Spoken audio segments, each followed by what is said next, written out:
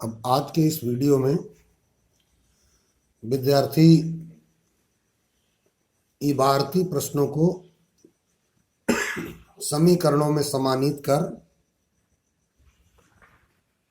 हल करना सीख रहे हैं।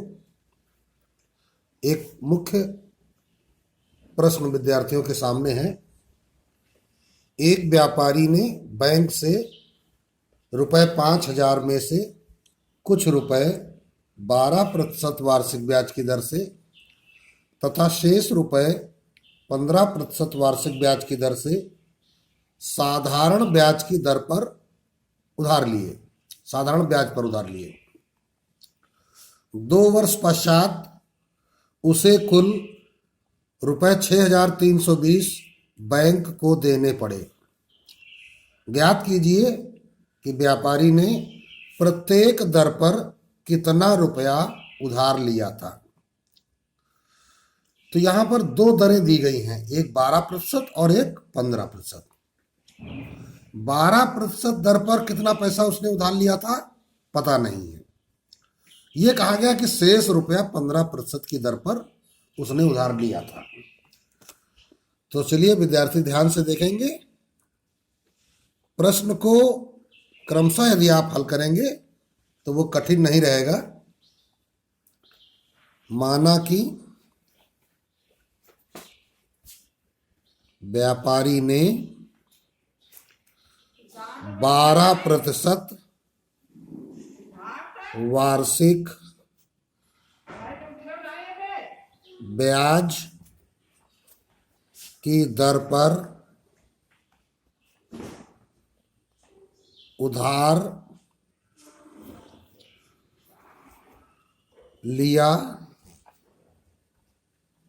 धन बराबर X रुपया तथा 15% दर पर लिया धन बराबर Y रुपये। दो राशियां पूछी गई हैं तो हमने इसे दो चरों में रूपांतरित कर मान लिया कि 12% पर X रुपए लिया और 15% पर Y रुपए लिया। अब देखिए भाई, उसने रुपया कितना लिया था? 5,000। 5,000 ये कुल रुपया है। तो पहली शर्त तो इतने में ही बन गई। प्रथम शर्त क्या बन गई? कुल उधार लिया धन बराबर 5,000 रुपए। इसका मतलब X और Y का टोटल है 5,000। ये इक्वेशन फर्स्ट हो गई। अब आते हैं द्वितीय शर्त। अब द्वितीय शर्त में क्या हो रहा है कि 2 वर्ष पश्चात उसने कुल इतना लौटाया। तो 2 साल तो पैसा उसने अपने पास रखा। तो 2 प्रकार का पैसा है उसके पास। तो 2 साल का ब्याज देना पड़ेगा उसको। तो दोनों प्रकार के पैसे का हम 2 वर्ष का साधारण ब्याज निकालेंगे, क्योंकि प्रश्न में साधारण ब्याज की चर्चा की गई थी। तो हम लिखेंगे क्या? लिखेंगे X रुपए का 12% वार्षिक दर से 2 वर्ष का साधारण ब्याज X रुपए का, और 12% पे लिया था और 2 साल के लिए लिया। तो ब्याज, साधारण ब्याज क्या होता है? मूलधन गुणित दर गुणित समय बटे 100। तो ये निकाला क्या आ जाएगा? कितना? मूलधन X रुपया, दर 12%, समय 2 वर्ष बटे 100, अर्थात 24X बटे 100 रुपए। थोड़ा सा विद्यार्थी ध्यान देंगे, हम इसे भी काट के सरल नहीं करेंगे। सरलीकरण का कार्य एक साथ अंत में किया जाएगा, जिससे सवाल तुम्हारा ज्यादा लंबा नहीं होगा। अब लिखेंगे क्या? तथा Y रुपए का 15% वार्षिक दर से 2 वर्ष का साधारण ब्याज। तो अब की बार रुपया कितना है? y रुपया। दर कितनी है? 15%। समय वही 2 वर्ष बटे 100।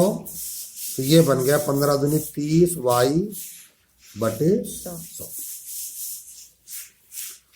तो ये ब्याज हो गया 12% वाला और ये ब्याज हो गया 15% वाला। जबकि प्रश्नानुसार, अब ये तो तुमने निकाला है ना, अब प्रश्न के अनुसार ब्याज कितना था? कुल ब्याज। तो देखो 2 वर्ष पश्चात उसे 6,320 रुपया बैंक को देना पड़ा वापस। इसका मतलब क्या हो गया? जब पैसा हम बैंक में वापस देने जाते हैं तो उस पैसे में हम मूलधन भी लौटाते हैं और ब्याज भी लौटाते हैं। अर्थात इस पैसे में 5,000 रुपया मूलधन वाला है और शेष पैसा ब्याज वाला है। अर्थात 6,320 रुपए से 5,000 रुपये अगर हम निकाल दें मूलधन का, तो ये 1,320 रुपया ये क्या है? ये ब्याज है। और ये जो ब्याज है ये कुल ब्याज इन दोनों के टोटल के बराबर है। किसके? 24x बटे 100 प्लस 30y बटे 100। अब क्या करेंगे हम? 100 दोनों के हर समान है, तो अगर हरों का लासा लेंगे तो 100 ही लासा बनेगा। तो समान होने के कारण फिर हम इस 100 का पक्षांतर कर देंगे तो इधर गुणा हो जाएगा 13 20 00 और इधर हो गया 24x प्लस 30y।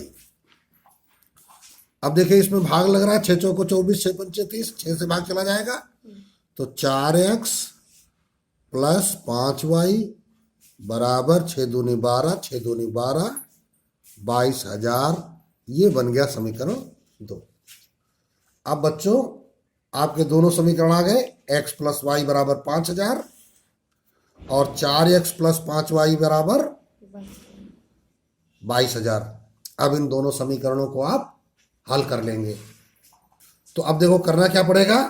समीकरण में अगर आप 5 का गुणा कर देंगे तो y के बराबर हो जाएगा।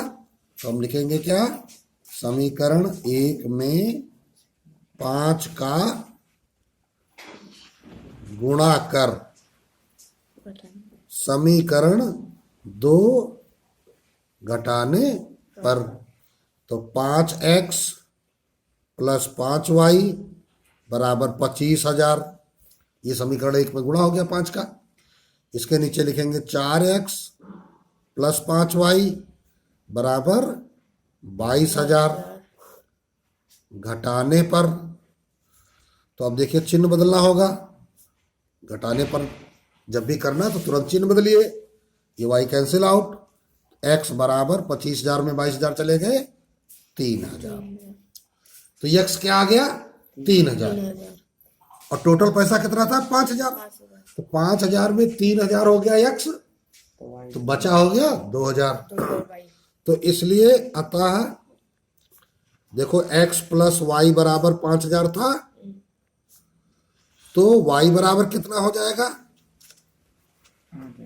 5,000 में 3,000 आप घटा दोगे तो बचेगा कितना? 2,000। अब इसके बाद जब आप आंसर लिखेंगे तो वही पहले वाली दोनों लाइनें माना कि हटा दो।